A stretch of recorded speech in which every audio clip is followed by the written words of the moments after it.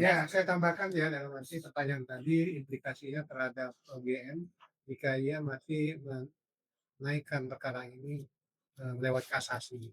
Saya pikir mestinya kalaupun sudah sampai ke Komisi Informasi Pusat, mestinya sekelas UGM itu tidak melakukan itu ya, karena dia adalah universitas terbuka di Indonesia yang mestinya namanya undang-undang itu mestinya dengan mudah ia pahami, apalagi di sana juga fakultas-fakultas juga adalah fakultas-fakultas yang memang diakui keunggulannya.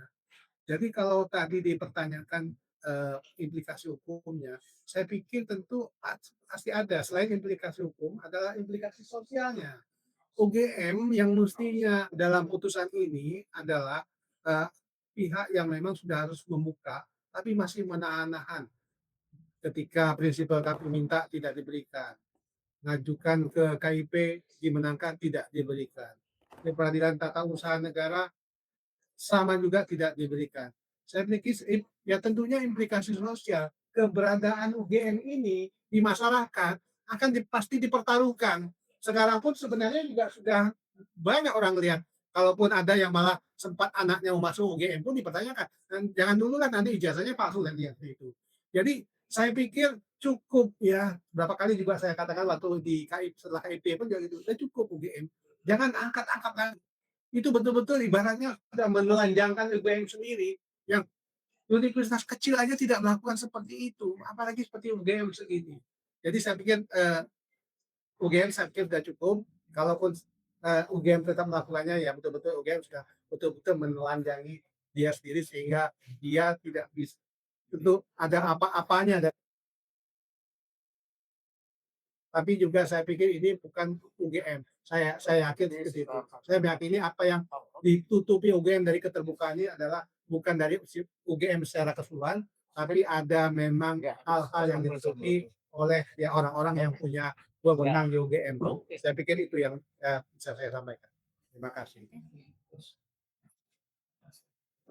Mungkin tambahan pertanyaan satu lagi ya.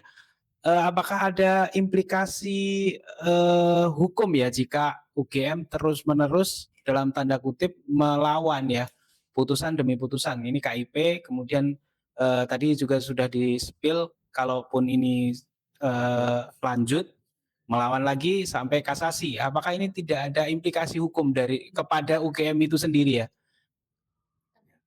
Oke, ya. Tentunya kalaupun setelah putusan itu namanya proses hukum dalam saat putusan. Tapi setelah itu ada upaya-upaya, itu namanya upaya-upaya hukum sampai kasasi. Upaya. Jadi memang ini adalah bagian dari proses dan upaya hukum yang dilakukan sesuai dengan undang-undang. Cuman kalau ada hal yang sepele aja yang sudah diatur oleh undang-undang, terus diangkat-angkat terus, yang sesuatu yang kita katakanlah seperti putusan kemarin tanggal 30, kita pada saat pelengkapan dokumen walaupun di situ tidak melakukan sidang ya, itu kita juga sudah meyakini kalau apa yang di keberatan UGM itu ya akan ditolak seperti putusan ini. Saya pikir itu. Mungkin dikit ya. Konsekuensinya. Ya.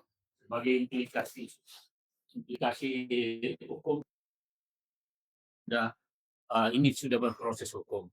Ketika itu sudah nanti misalnya dia melakukan upaya hukum selama itu proses itu dimungkinkan secara undang-undang, tentunya setelah nanti memiliki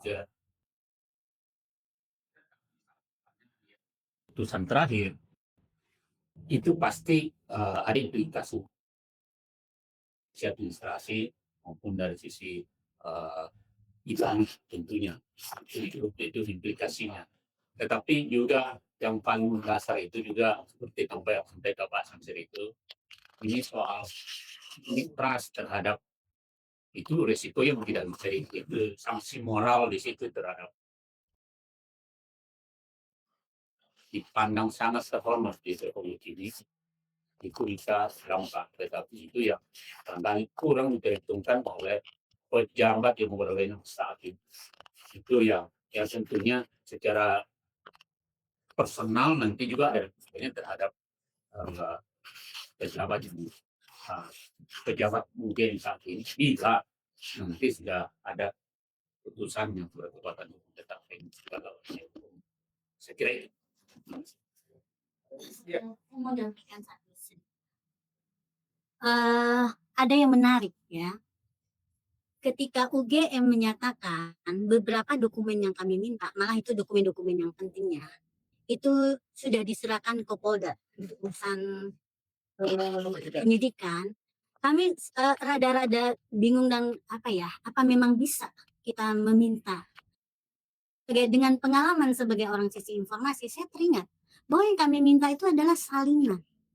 Nah, masa sih segelas UGM tidak menyimpan dulu salinan digitalnya? Di sana saya sampaikan kepada komisioner KIP saat itu majelis, yang kami minta adalah bukan dokumen langsung asli, tapi adalah salinan. Mudah-mudahan UGM punya salinan, dan persidangan terbuka UGM mengakui punya salinan.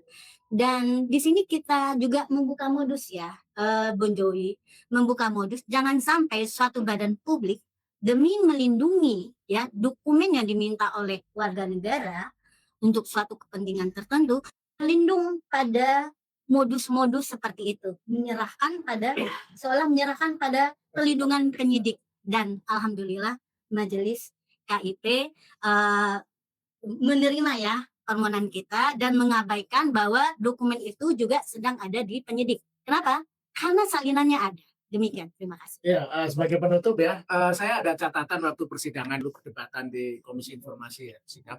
UGM itu pada akhirnya berdalih begini, bahwa kami hanya akan memberikan dokumen-dokumen jika diminta oleh badan publik. Jadi itu sudah ditegaskan. Nah, badan publik itu seperti polisi, kementerian. Dan kita menganggap kita punya legal. Dan Bon Jovi dianggap tidak punya legal standing karena bukan badan publik. Kan betul-betul satu ignoramus ya. Betul-betul ignorant kebutuhan dalam memahami esensi undang-undang keterbukaan informasi publik, bukan undang-undang keterbukaan informasi badan publik. Nah, tapi gini ya, ini saya anggap kelemahan kognitif aja dari pejabat UGM yang sekarang. UGM sebagai institusi yang sudah begitu tua, sebagai universitas salah satu yang tertua, kalaupun nanti worst come to worst, ketahuan semua ini segala dugaan kepalsuan ini, ya paling pejabat-pejabat yang akan dianggap ikut terlibat dalam kejahatan kepalsuan. Ya, kita tunggu saja. Semoga dalam waktu paling lama 3-6 bulan semuanya ini akan terungkap. Terima kasih untuk kawan-kawan. Terakhir. netizen. Terakhir Mas Lukas. Itu kan terakhir kemarin masih ada satu sidang lagi ya di Komisi Informasi Publik ya, yang melawan Polda. Polda. Nah, itu gimana kelanjutannya itu? Pertandingan grand final setelah kita memasuki babak semifinal dengan mengalahkan KPU Pusat, KPU Jakarta, KPU Solo dan UGM. Kami masih punya satu pertandingan melawan kepolisian. Dan dari kepolisian kami nanti sebenarnya simpel saja yang kita minta. 505 dokumen yang dikirim UGM itu seperti apa sih? Dan gitu loh, kita meminta diperlihatkan ijazah asli. Ya. Katanya ada di sana. Ya sebenarnya kalau diperlihatkan, kalau bisa ya jangan. Nah, itu hanya simbolik ya. Karena itu gelar perkara kan sudah ditunjukkan, walaupun cuma 1 menit. Yang dimaksudkan ditunjukkan ke publik itu adalah ditunjukkan ke representatif publik, satu tim independen ahli forensik dokumen yang bisa meneliti keaslian kertasnya, tintanya, macam-macam. Karena yang huru-hara kegaduhan selama setahun lebih ini, Roy Suryo, kemudian ex-Resmond ya, karena Resmondnya sudah pindah haluan. Dulu siapa Egy Sujana, Damai Lubis, itu kan hanya berdasarkan salinan dari, jadi jasa aslinya belum pernah disentuh. Jadi makanya sebagai penelitian memang sebenarnya itu tidak sepenuhnya valid juga, karena yang diteliti kan foto dari dokumen, scan dari dokumen, bukan. Nah, kalau mau betul-betul terbuka, ijazah asli itu boleh diteliti oleh ahli independen. Jangan yang selama ini gaduh, tapi orang-orang ahli tim independen. Terima kasih. Dan saya kira itu jadi target dari Bon Jovi. Target dari Bon Jovi adalah menemukan kepastian ijazah asli dari itu. Ya. Tidak itu saja, sebetulnya kepastian juga apakah ijazah yang digunakan selama ini asli atau tidak. Jadi yang Bon Jovi melawan kepolisian itu menunggu komisioner informasi yang baru terpilih dilantik dulu oleh presiden. Nah, nanti kalau nggak segera dilantik, ada prasangka lagi dari masyarakat. Ini nggak dilantik-lantik, kenapa? Supaya tidak ada menyidangkan Bon Jovi versus polisi ya. Nah, itu aja nanti tolong itu ditekankan, digarisbawahi. Terima kasih.